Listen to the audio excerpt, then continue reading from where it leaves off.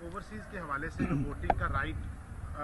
इमरान खान साहब कह रहे हैं कि जी वोट खत्म कर दिया गया, इस पे कोई रोशनी डालिए, ये क्या है?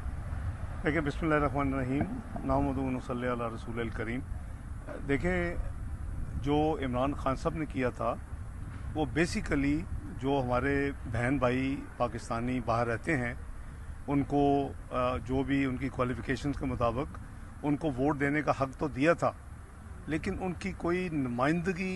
पार्लियामेंट के अंदर कोई देने का प्लान नहीं था। वो जो लोग पाकिस्तान में इलेक्शन लड़ेंगे वो अपने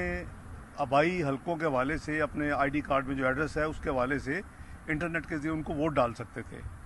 मैं समझता हूं कि मुस्लिम लीग नून का उससे उनकी ऐलान से पहले भी नया ऐलान नहीं है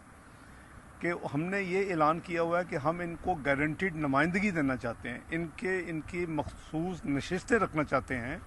पार्लियामेंट के अंदर, ताकि इनकी नुमाइंदगी हो, इनके जो नुमाइंदे वहाँ आएँ, वो जो ओवरसीज़ पाकिस्तानी हमारे बहन भाई हैं उनकी जो मुश्किलात होती हैं, उनके जो मसाइल होते हैं, उनकी जो तजावीज़ होती हैं, तो वो ख़ुद उनके ज़रिए पाकिस्तान में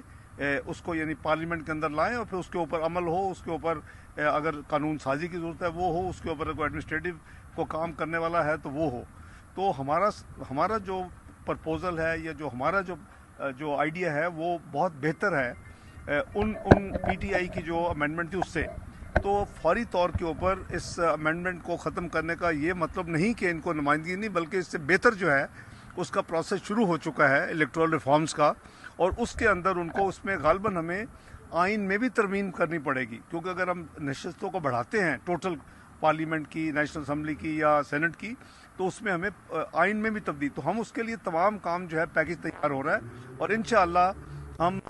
ओवरसीज़ पाकिस्तानीज़ को उनकी नुमाइंदगी दिलाएंगे जो कि बहुत बेहतर है आम सिर्फ यहाँ बैठ के वोट डालना। हमने माजी में रेफरेंडम देखे हैं, इंटरनेट के लिए जो रेफरेंडम होता है और